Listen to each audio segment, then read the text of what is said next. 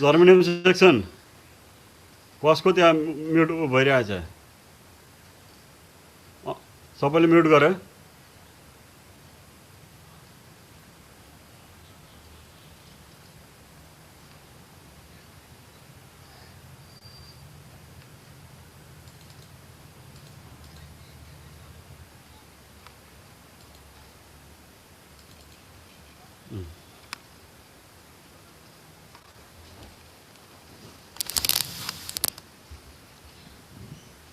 Germanium section.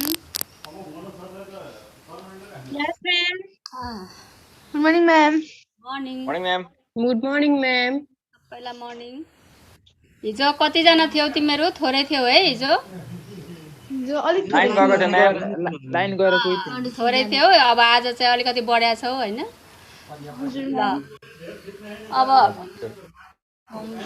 सबैजना के अरे पाठ 7 हिजो हामीले पढ्दै थियौँ। कतिजनाले पढ्यौ? अब पढ्न बाँकी छ कि म हिजोकैबाट सुरु गरौँ कि आज फेरि सुरु गरौँ? सुरुबाट गर्नु न मिस। सुरुबाट आज म गरिदिन्छु किनभने हिजो थोरै थियो। अब म भोलि चाहिँ दोहोऱ्याउँदिन है। हस् म्याम। हिजो पक्कै हामीले सुरु गरेको छ, त्यही भएर अब आज सुरु गर्छु। ल पाठ 7 पल्टाउ तिमीहरू सबैजनाले। हिजो हामीले पढिओरी अनि मैले भनिदिएको थिएँ आज थियो। अब आज फेरि हामी सुरु गर्दैछौँ। पाठ 7 मा पर्यटनका सम्भावना र आयाम शीर्षकको निबन्ध रहेको छ। यो निबन्ध चाहिँ वस्तुपरक निबन्ध हो, बुझ्यौ नि? आत्मपरक र वस्तुपरक गरेर निबन्ध दुई प्रकारका हुन्छन्।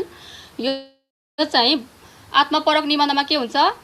म हामी जस्ता प्रयोग भएर आफै त्यहाँ सहभागी भएको हुन्छ भने वस्तुपरकमा विषयवस्तुमा आधारित भएर हैन, त्यसमा कुराहरू विषयवस्तुका आधारमा लेखिएको हुन्छ। यो चाहिँ विषयवस्तुमा आधारित वस्तुपरक निबन्ध हो।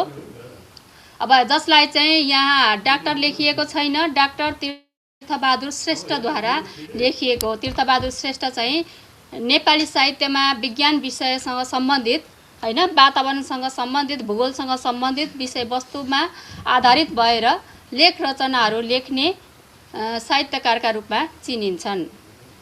बुझ्यौ नि? तीर्थबहादुर श्रेष्ठ चाहिँ नेपाली अङ्ग्रेजी दुवै विषयमा उनी पोख्त रहेका छन् र उनले दुवै खालका किताबहरू पुस्तकहरू धेरै निकालेको देखाइएको छ नेपाली साहित्यको क्षेत्रमा।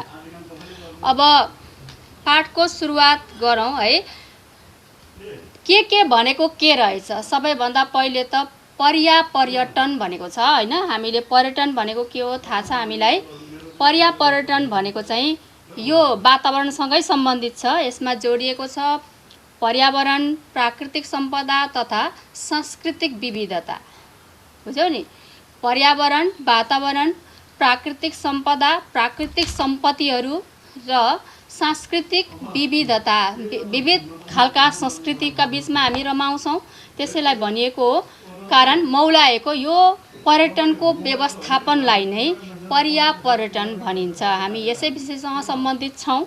यसैका सम्भावना, यसलाई कसरी हामी जोगाउन सक्छौँ, यसलाई कसरी राम्रो बनाउन सक्छौँ भन्ने कुरा र यसैबाट पाउने सम्भावना र यसका आयामहरू के छन् भन्ने बारेमा हामी पाठभित्र पढ्नेछौँ।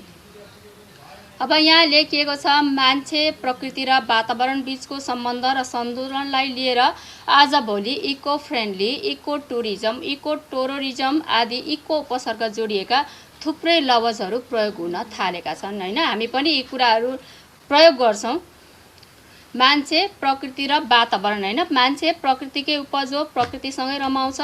त्यसैले गर्दा यो वातावरण बीच, यसलाई प्रकृति र मान्छे अनि वातावरण बीच सन्तुलन लिएर जान सक्नुपर्छ। अथवा सन्तुलन भएन भने के हुँदो रहेछ? तलमाथि हुँदो रहेछ। हिजो आजको वातावरण हामी हेर्दैछौँ हैन।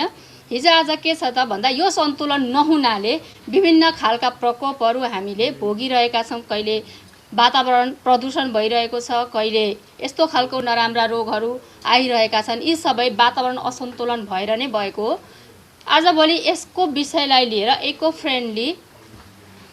फ्रेन्डली अनि इको टुरिज्म भन्ने यिनीहरू नामहरू हामी प्रशस्त प्रयोग गरिरहेको देख्छौँ। वातावरण मैत्री इको फ्रेन्डली भनेको इको टुरिज्म पर्यावरणीय पर्यटन, अनि इको टुरिज्म भनेको चाहिँ प्रकृतिसँग पर्यटकहरू रमाउँदै घुम्नुलाई इको टुरिज्म भनिन्छ। जहाँ खुसी हुन्छन्, प्रकृतिसँगको आनन्दमा पर्यटकहरू रमाउनु नै इको टुरिज्म हो। त्यसैले यी सबै पर्यटनसँग सम्बन्धित छन्। आदि इको उपसर्ग जोडिएका थुप्रै लवजहरू प्रयोग हुन थालेका छन्।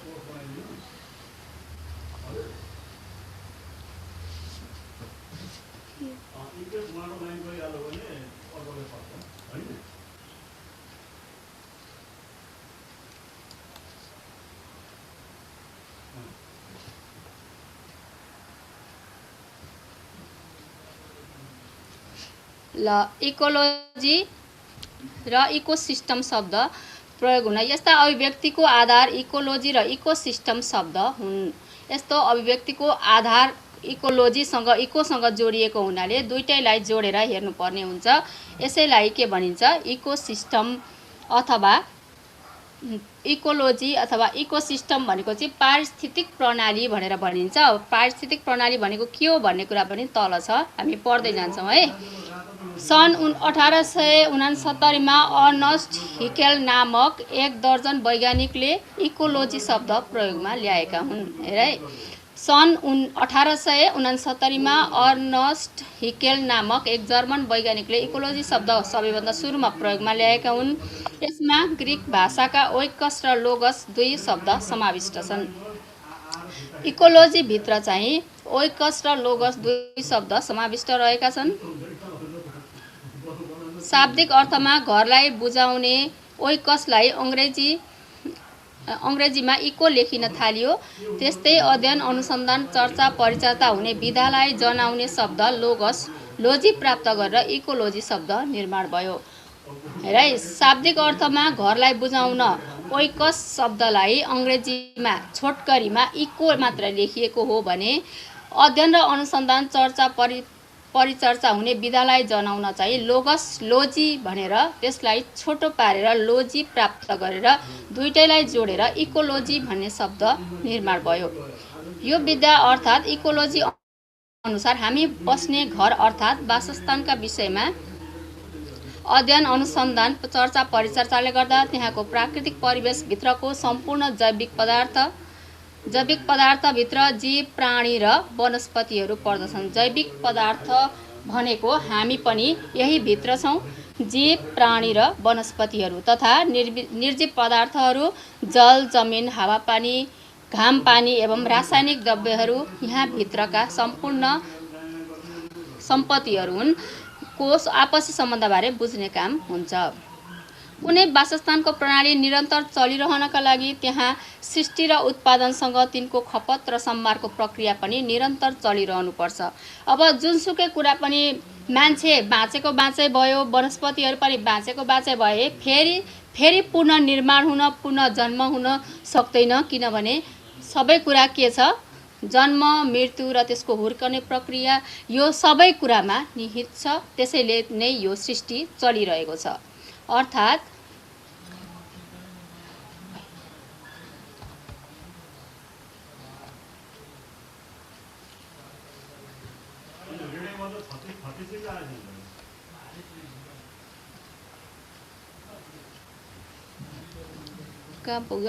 जन्म र जीवनको चक्रसँगै मृत्यु र संहार पनि चल्दै जानुपर्छ हैन। जन्म र जीवन मात्रै भएर हुँदैन, त्यस सँगसँगै के चाहियो? मृत्यु र संहार पनि चल्दै जानुपर्छ। संहार कार्यले पुनः सृष्टिलाई सघाइरहेको हुन्छ। फेरि पनि सृष्टि के हुन्छ त? पुनर्निर्माण हुन्छ।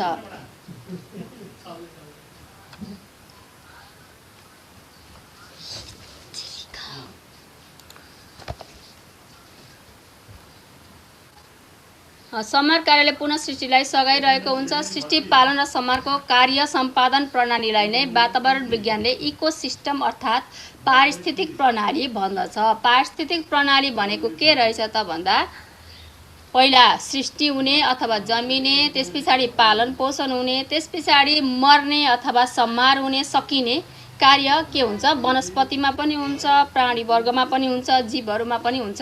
त्यही प्रणालीलाई नै वातावरण विज्ञानले इकोसिस्टम अर्थात् नेपालीमा के भनिन्छ, पारिस्थितिक प्रणाली भन्दछ। अब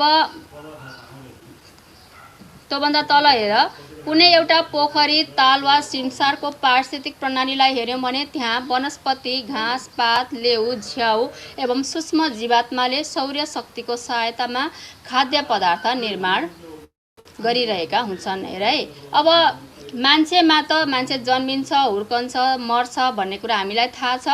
अरू ठाउँको पनि पारिस्थितिक प्रणालीलाई हेर्ने हो भने यहाँ वनस्पति, घाँस पात, लेउ, झ्याउ एवं सूक्ष्म जीवात्माको कुरा गरेको छ। उनीहरूले सौर्य शक्ति भनेको सूर्यबाट पाउने शक्तिको सहायतामा खाद्य पदार्थ निर्माण गरिरहेका हुन्छन् र तिनीहरूलाई आफूलाई चाहिने खाद्यान्न त्यहाँबाट लिइरहेका हुन्छन्। ती खाद्यवस्तु खपत गरेर जलचर प्राणी भनेको जलमा बस्ने, पानीमा बस्ने प्राणीहरू र माछाहरू मौलाउँछन्। माछा एवं अन्य किरा फट्याङ्ग्रा खान चराचुरुङ्गी वा गोही सर्पहरू त्यहाँ विचरण गरिरहेका हुन्छन्। अब त्यहाँको लेउ झ्याउहरू खाएर सौरशक्तिको सहायतामा खानेकुरा बनाएर त्यहाँका प्राणीहरू बाँचेका हुन्छन् ताल पोखरीका भनेदेखि तिनीहरूलाई नै खाद्य वस्तुको रूपमा खपत गरेर त्यहाँका जलचर प्राणी भनेको माछाहरू हैन, त्यहाँभित्र बस्ने तिनीहरू मौलाउँछन्। माछा एवं अन्य किरा फट्याङ्ग्रा खान फेरि चराचुरुङ्गी वा गोही सर्प, गोही अथवा सर्पहरू पनि त्यहाँ विचरण गरिरहेका हुन्छन्। त्यहाँभित्र बस्ने अन्य किरा फट्याङ्ग्रा खानलाई, माछा खानलाई चराचुरुङ्गी वा गोहीहरू फेरि त्यहाँ विचरण गर्नु भनेको घुमिरहेका हुन्छन्। त्यहाँ पशुपक्षी वा वनस्पति मरेर सडेर जल र जमिनलाई पोषण गरिरहेका हुन्छन्। त्यहाँ मरेर सडेर पनि जमिनले पोषण तत्त्व लिइरहेको हुन्छ। यसै गरी समुद्रको पारिस्थितिक प्रणालीमा पनि सूक्ष्म वनस्पति र अरू झ्याउ लेउले सौर्य शक्तिको सहायताले माछाको आहारा निर्माण गर्दछन्। हेर है, समुद्रको पारिस्थितिक प्रणाली भनेको त्यहाँ भएका जीवजन्तुहरू हैन, सूक्ष्म वनस्पतिहरू, तिनीहरू जन्मिने, हुर्कने हैन, त्यसलाई पालन पोषण गरेर अगाडि बढ्ने क्रम रहिरहेको हुन्छ। अब त्यसमा चाहिँ सौर्य शक्तिको सहायतामा माछाहरूको आहारा यिनीहरूले निर्माण गर्ने गर्दछन्। माछालाई आहारा एक्सक्युज मी म्याडम, हजुर यो सुजन चौधरी भनेर यो रुममा आएको छ कि छैन? सुजन चौधरी हजुर,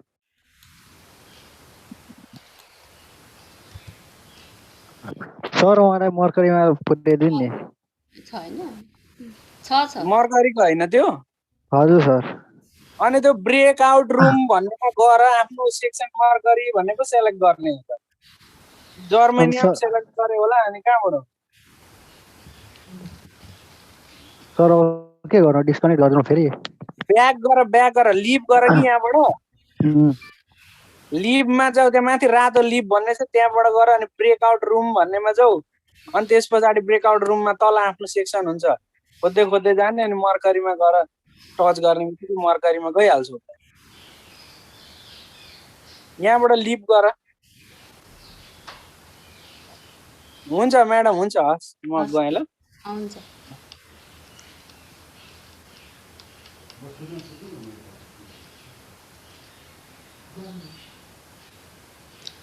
हामी कहाँ थियौँ?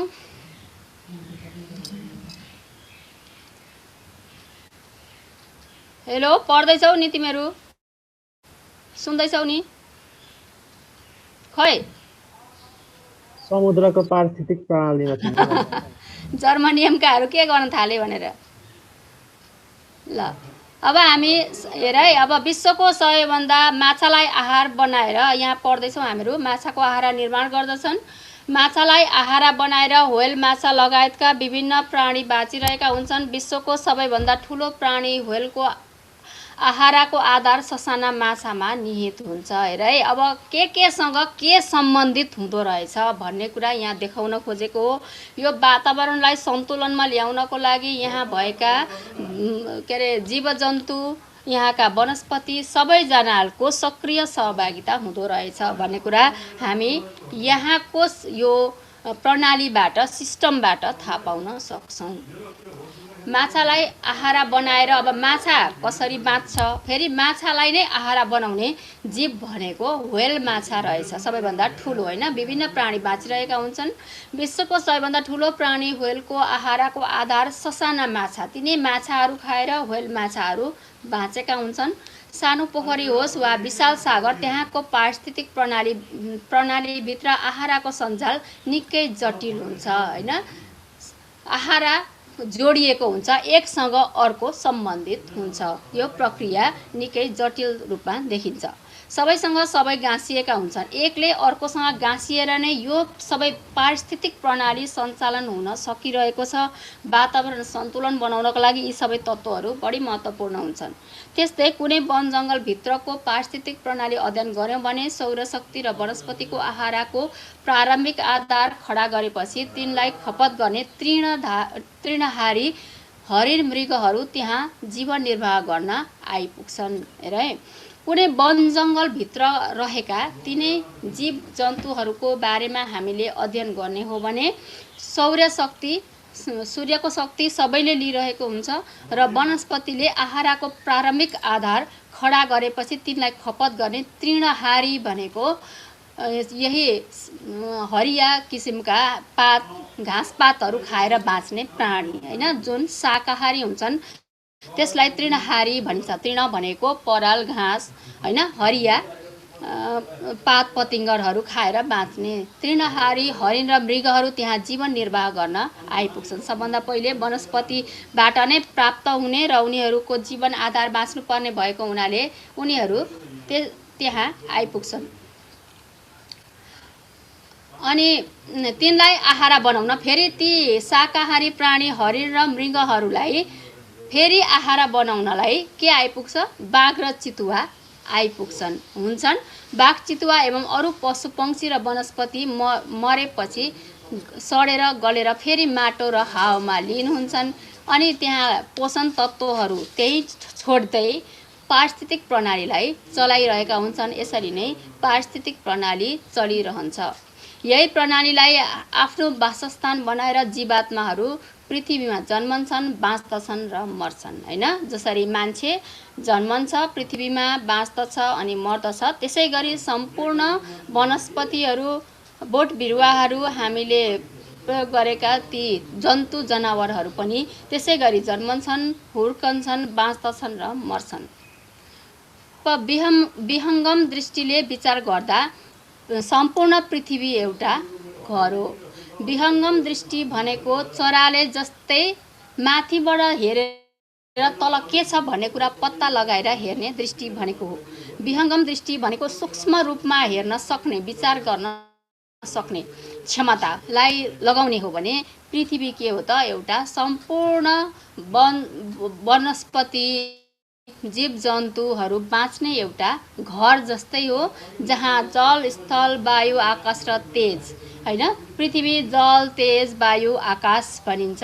यी पाँच तत्त्व पञ्चतत्त्वका बीच जलचर भनेको पानीमा बाँच्ने, बुझ्यौ नि? जलचर भनेको पानीमा बाँच्ने, स्थलचर भनेको यो जमिनमा बाँच्ने र नभचर भनेको चाहिँ आकाशमा उड्ने प्राणीहरू जस्तै चराचुरुङ्गीहरू भए। स्थलचर भनेको मान्छे, जनावरहरू भयो। जलचर भनेको माछाहरू भए र सबै चराचर आफ्नो जीवन बिताउँदछन्। सबै प्राणीहरूले यही ठाउँमा आफ्नो जीवन बिताइरहेका हुन्छन्। पृथ्वीलाई छोडेर अन्य ग्रहमा जीवात्माको अस्तित्व भेटिएको छैन। जतिसुकै अरू ठाउँको कुरा गरे पनि पृथ्वीमा मात्र जीवात्माहरूको निवास छ, अन्त त्यसको अस्तित्व भेटिएको छैन। त्यसैले हामी सबैले यहीँ बाँच्नुपर्छ, यहीँ मर्नुपर्छ, यो सिवाय अरू जाने ठाउँ छैन पृथ्वीको। त्यसैले हामीले यसलाई जोगाउनुपर्छ र यसलाई सन्तुलनमा ल्याउनुपर्छ भन्ने लेखकको विचार हो।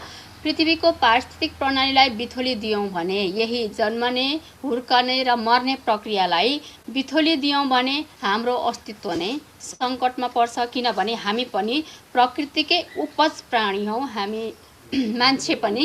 त्यसैले गर्दा यो पारिस्थितिक प्रणालीभित्र नै हामी बाँच्नुपर्छ, रमाउनुपर्छ र वातावरणलाई सन्तुलनमा ल्याउन सक्नुपर्छ। यदि त्यसमा बिथोलियो अथवा उथल पुथल भयो भने जे चलिरहेको छ त्यो प्रक्रिया अवरुद्ध हुन्छ, जसले गर्दा हामी बाँच्ने ठाउँमा सङ्कट आइपर्दछ। हालका दिनमा जलवायु परिवर्तनका विषयमा विशेष गरेर वायुमण्डल प्रदूषणका कारण पृथ्वीको सतह अप्रत्याशित ढङ्गले तात्ने क्रमलाई लिएर विशेष चिन्ता र चासो हाम्रा सामु तेर्सिएको छ हैन। अप्रत्याशित तात्ने यो क्रमलाई लिएर हिजो आज त्यही वायुमण्डलमा तात्ने कारणले, पृथ्वी तात्ने कारणले नै प्रदूषण भएर हिजो अस्ति मात्रै हामीले पनि यसको कारण र यसले बाट पाउने असर भोगिसकेका छौँ। त्यसैले यो सबै कुराले गर्दाखेरि हामीलाई चिन्ता र चासो अहिले पनि तेर्सिएको छ। पृथ्वी एउटा जीवन्त ग्रह हो, यहाँ प्राणीहरू बाँच्दछन् हैन। पृथ्वी एउटा जीवन्त ग्रह हो, यसको पारिस्थितिक प्रणालीभित्र विभिन्न उपप्रणालीहरू छन्। यसको प्रणालीभित्र अरू उपप्रणालीहरू ससाना पनि छन्। पृथ्वीको भूगोलमा यो प्रणालीलाई सञ्चालन गर्ने जलवायुका प्रमुख 4 कटिबन्धहरू छन्। कटिबन्ध भनेको चाहिँ ऋतुको आधारमा गरिने विभाजनलाई भनिन्छ। त्यसैको आधारमा यो रहेको छ।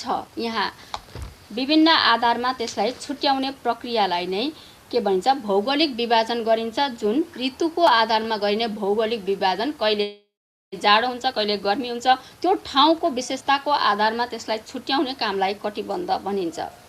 भूमध्य रेखाको उत्तर तथा दक्षिणतिर क्रमैले उष्ण भनेर भनेको छ। उष्ण भनेको एकदमै गर्मी ठाउँ, उपउष्ण भनेको त्योभन्दा अलिकति कम, शीतोष्ण भनेको चिसो र उष्ण भनेको तातो, चिसो र तातो बीचको एवं हिमाच्छादित ध्रुवीय कटिबन्धहरू रहेका छन्। त्यस पछाडि हिउँ नै छाना भएका ध्रुवीय कटिबन्धहरू, हिउँ नै हिउँ रहेको ठाउँ हैन हामीले देखिरहेका छौँ। पृथ्वीमा जलवायुको विविधता अक्षांशका आधारमा वर्गीकरण गरिन्छ, तर पर्वतीय परिवेशमा चाहिँ जलवायु विविधता उचाइ अनुसार कायम हुन्छ। पृथ्वीमा जलवायुको विविधता नाप्नको लागि अक्षांशको आधारमा यसलाई वर्गीकरण गर्ने गरिन्छ, तर पर्वतीय परिवेशमा चाहिँ पहाडतिर चाहिँ जलवायु विविधता उचाइ अनुसार कतिको उचाइमा कतिको फरक पर्छ भन्ने हिसाबले हेरिन्छ। हिमालय क्षेत्रमा 1000 मिटर भन्दा होचो भागमा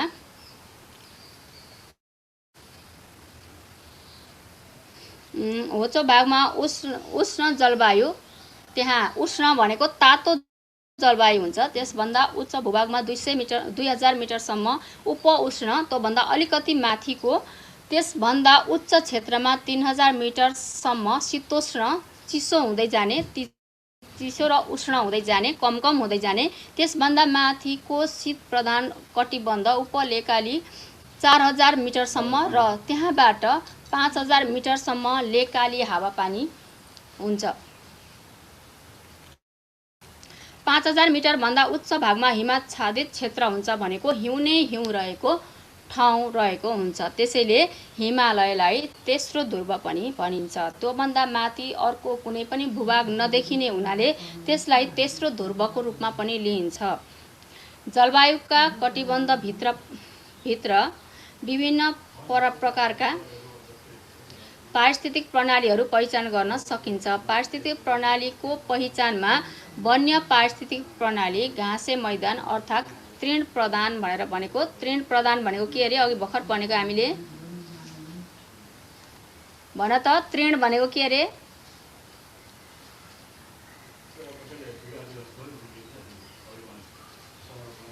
तृण भनेको के हो?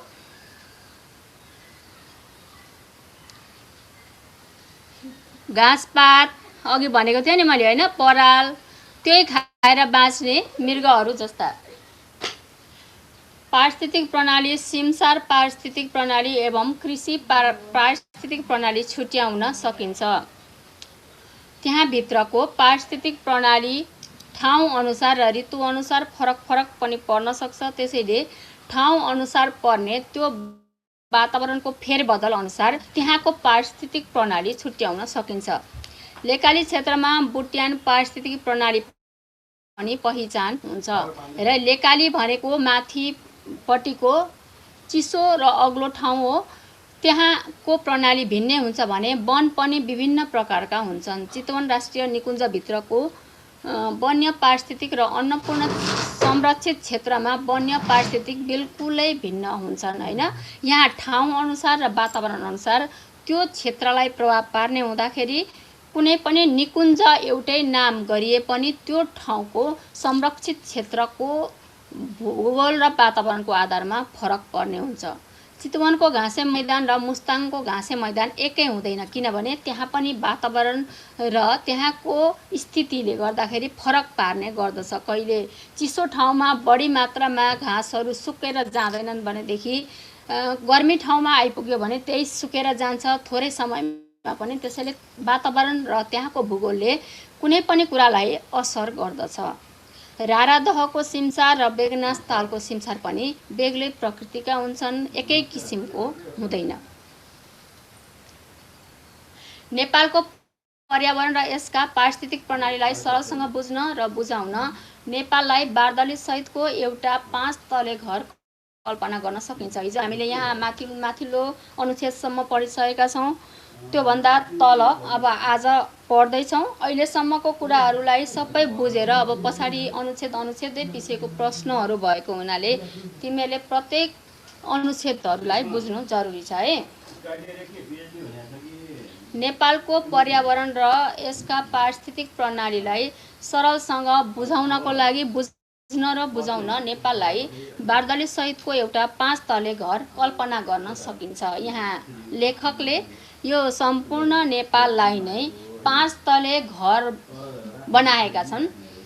भुइँतलामा यसको के छ, तराई छ सुरुमा, त्यस पछाडि पहिलो तलामा चुरे मधेस, त्योभन्दा अलिकति माथिको तथा टारबेसी, दोस्रो तलामा पहाडी प्रदेश, त्योभन्दा माथिल्लो भाग, तेस्रो तलामा पर्वतीय अथवा त्योभन्दा माथिल्लो पहाड नेरको पर्वतीय भनेको पहाडको भाग उप लेकाली प्रदेश, चौथो तलामा उच्च पर्वतीय लेकाली भनेको त्यो चिसो हिउँभन्दा अलिकति तलतिरको उच्च पर्वतीय लेकाली भाग भनेर भनिन्छ भने त्यसको शिरमा हिमाच्छादित छानाका रूपमा हिमाली शिखरहरू अवस्थित रहेको कल्पना गर्न सकिन्छ। यस भवनको उतापट्टि फर्केर बोल्नु भाग र त्यसको शिरमा हिमाच्छादित छानाका रूपमा हिमाली शिखरहरू अवस्थित रहेको कल्पना गर्न सकिन्छ हैन। त्योभन्दा माथिको भागमा हिमाच्छादित छानाका रूपमा हिमाली शिखरहरू सबै हिउँने हिउँ भएको शिखरहरू, सगरमाथा अन्य शिखरहरू सम्पूर्ण जो हिउँने हिउँले भएका छन्, त्यहाँ चिसोको अवस्था छ, त्यसैलाई कल्पना गर्न सकिन्छ। यस भवनको उत्तरी मोहडामा बारदली झैँ निस्किएको भोट प्रदेश पनि पर्न आउँछ हैन। भोट प्रदेश भनेको तिब्बती प्रदेश हो, त्यसलाई पनि देखिन्छ। त्यसैले त्यो चाहिँ के जस्तो देखिन्छ त, बारदली निक्लिएको जस्तो देखिन्छ।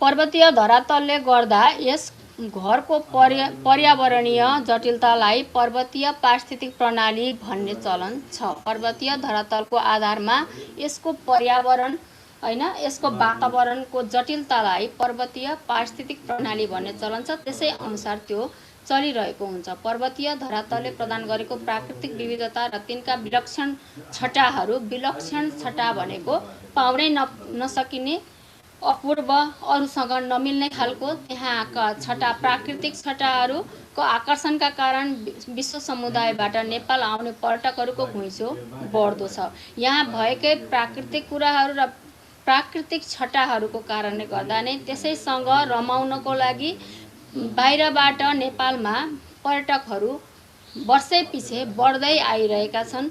पर्यावरण, प्राकृतिक सम्पदा तथा सांस्कृतिक विविधताको आधारमा मौलाउने पर्यटनलाई विशेष प्रकारको व्यवस्थापन आवश्यक हुन्छ। पर्यावरण, वातावरण, प्राकृतिक सम्पदा, यहाँका प्रकृतिसँग सम्बन्धित सम्पत्तिहरू तथा सांस्कृतिक विविधता, यहाँको सांस्कृतिक विविधतामा हामी रमाउँछौँ। त्यसैलाई भनिएको विविध प्रकारको सांस्कृतिक विविधता छ हामीसँग। आकर्षणमा मौलाउने पर्यटनलाई यसैलाई नै व्यवस्थित गर्नको लागि व्यवस्थापनको आवश्यक हुन्छ। र त्यो नै के हो त, अहिलेसम्म हामीले पढेको शीर्षक अनुसारको त्यसैलाई चाहिँ चलन चल्तीमा के भनिँदो रहेछ, पर्यापर्यटन भन्ने गरिन्छ। पर्यावरण, प्राकृतिक सम्पदा तथा सांस्कृतिक विविधताको आकर्षणमा मौलाउने पर्यटनलाई विशेष प्रकारको व्यवस्थापन आवश्यक हुन्छ। त्यसलाई नै चलन चल्तीमा पर्यापर्यटन भन्ने गरिन्छ। पर्यापर्यटनको प्रमुख दायित्व पर्यावरणलाई शुद्ध राख्ने र तिनलाई बिथोल्ने कुनै क्रियाकलाप नगर्ने जिम्मेवारी वहन गर्नु हो। है, पर्यापर्यटन भनेर मात्रै हुँदैन, त्यसको दायित्व, त्यसको काम चाहिँ के हो त भन्दा पर्यावरण वा वातावरणलाई शुद्ध राख्ने र तिनलाई बिथोल्ने, अरू कुनै तत्त्वहरूले बिथोल्ने कुनै काम गर्दछन् भने त्यसलाई रोक्नु नै, क्रियाकलाप गर्नु नै यसको जिम्मेवारी वहन गर्नु हो। हैन, बिथोल्ने कुनै काममा गर्न नदिनु नै आफ्नो जिम्मेवारी वहन गर्नु हो। यस व्यवसायले प्रकृति संरक्षण कार्यलाई आर्थिक एवं प्राविधिक स्रोत साधन जुटाएर सहयोग पुर्याउनु पर्छ। यस व्यवसायले प्रकृति संरक्षण कार्यलाई आर्थिक एवं प्राविधिक स्रोत साधन जुटाएर सहयोग पुर्याउनु पर्छ। यो व्यवसाय पर्यापर्यटनले गर्नुपर्ने दायित्व र काम यिनीहरू हुन् भनेको हो। यसका अतिरिक्त स्थानीय जनसमुदायको जीविकामा आर्थिक टेवा पनि अनिवार्य रूपमा पुग्नै पर्ने हुन्छ। त्यसका अतिरिक्त स्थानीय जनसमुदायको जीविकामा आर्थिक टेवा पुर्याउन पनि यसले भूमिका खेल्नुपर्ने हुन्छ। प्रकृति संरक्षण र पर्यटन बीच सामाजिक सद्भाव कायम भएन भने पर्यापर्यटन विफल हुन्छ। हेर, यसको जिम्मेवारी नै प्रकृतिको संरक्षण गर्नु, त्यसलाई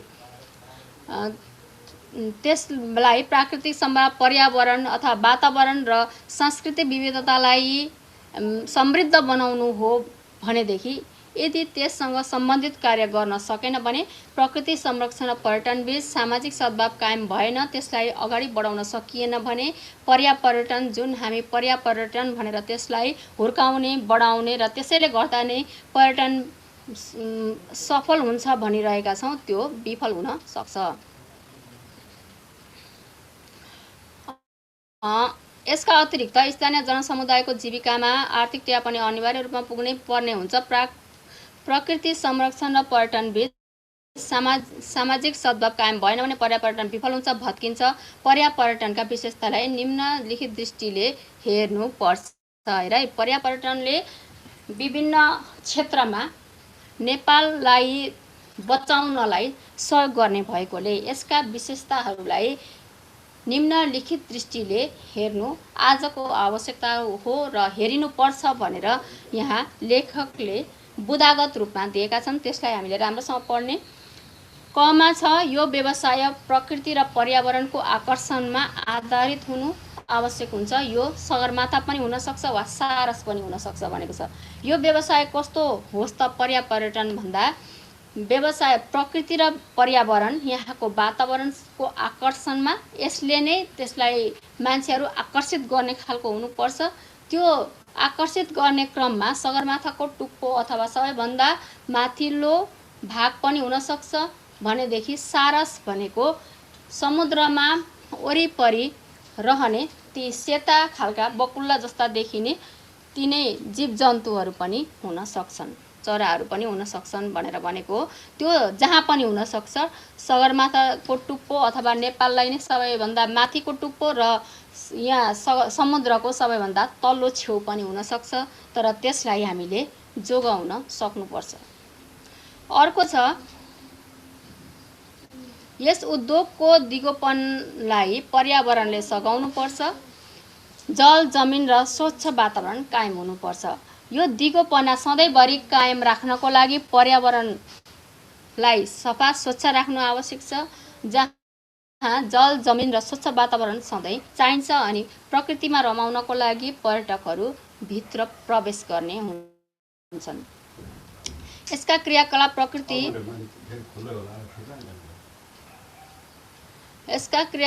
प्रकृति प्राकृतिक सम्पदा र स्थानीय सांस्कृतिक निधि संरक्षण गर्ने हुनुपर्छ।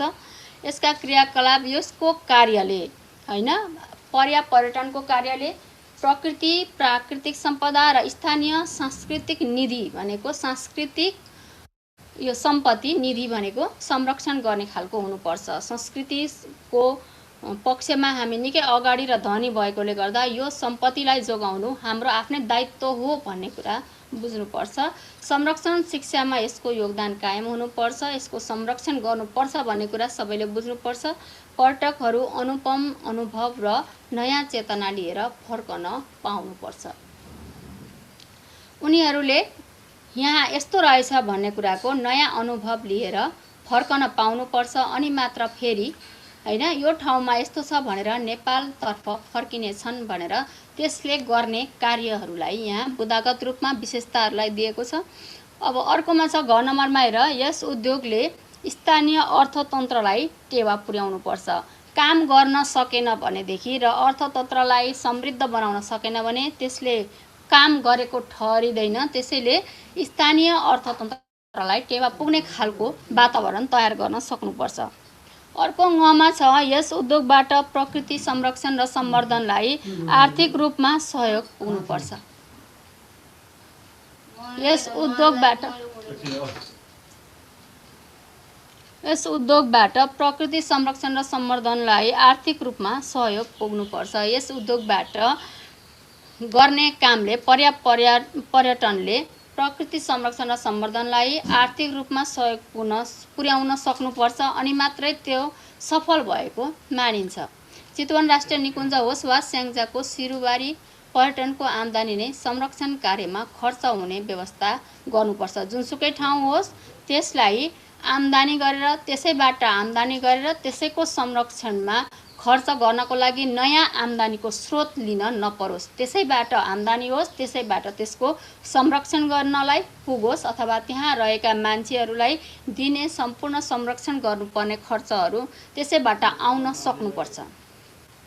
अर्को चमा हेर, यसका सम्पूर्ण क्रियाकलाप र व्यवस्थापनबाट पाहुनाहरू सन्तुष्ट र खुसी हुनुपर्छ। यो पर्यटनलाई जन्माउन, हुर्काउन र त्यसको व्यवस्थित गर्नको लागि यहाँ आउने पाहुनाहरू सधैँ सन्तुष्ट र खुसी हुनुपर्दछ। किनभने पैसा उनीहरूसँगै हुन्छ सन्तुष्टि कमाउन र यहाँ खुसी भएर भ्रमण गर्नको लागि उनीहरू आएका हुन्छन् नेपालको प्रकृतिमा रमाउनको लागि। त्यसैले उनीहरू सन्तुष्ट भए भने फेरि पनि उनीहरू आउनेछन् भनेर अरूलाई पनि लिएर आउनेछन् भन्ने कुरालाई मध्यनजर गर्दै हामीले उनीहरूलाई खुसी बनाउने र सन्तुष्ट हुनेतर्फ कोसिस गर्नुपर्छ। बर्दिया राष्ट्रिय निकुञ्जका बाघ देखेर अमेरिकी एक अभिनेताले नेपालका बाघ संरक्षणमा $3 लाख सहयोग गरेको घटनाबाट प्रेरणा लिएर अरू दाताहरू पनि उत्साहित हुने परिस्थिति बनाउनुपर्छ।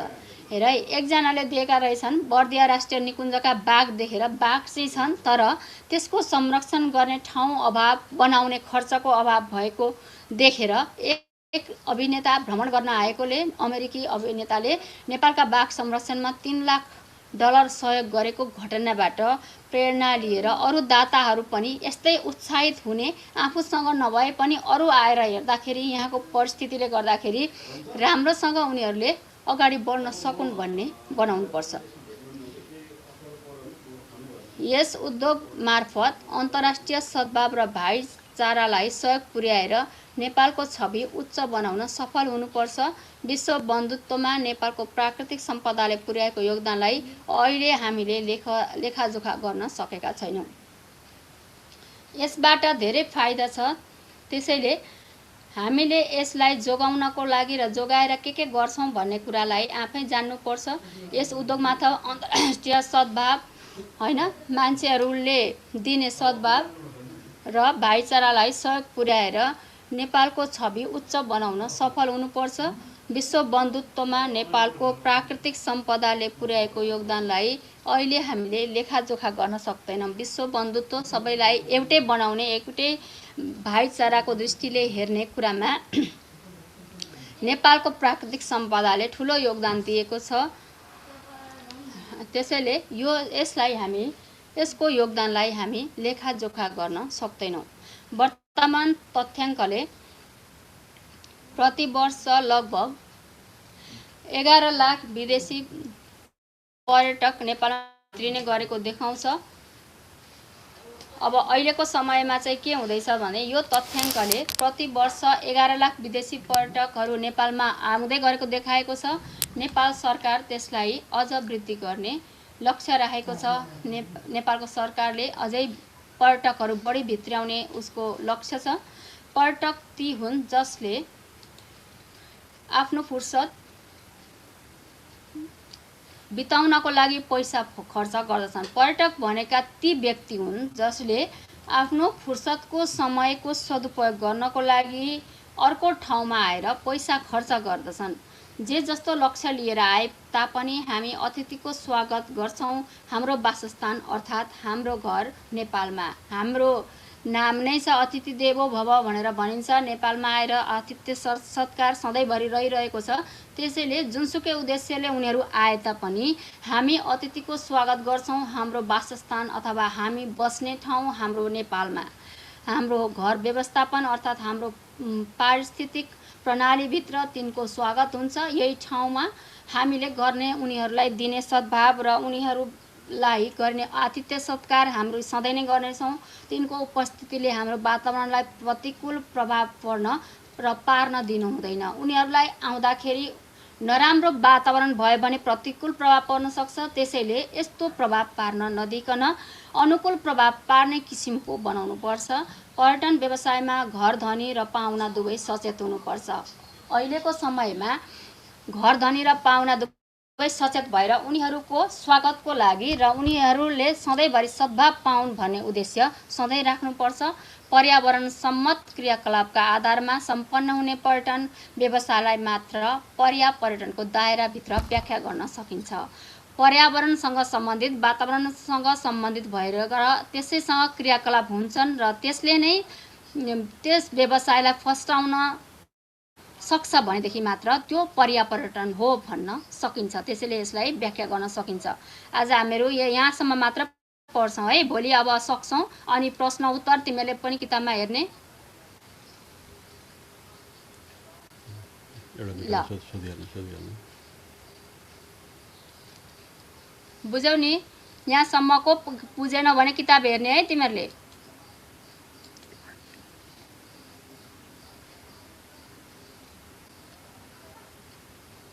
पर्यटन भनेको के हो बुझ्यौ?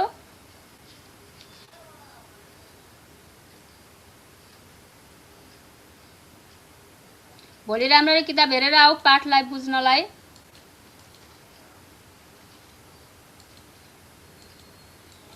ल आजलाई बाई।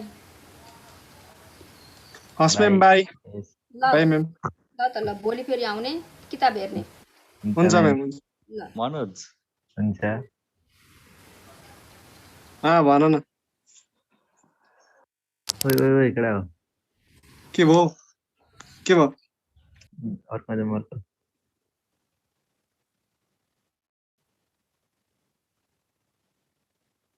घर जाऊ।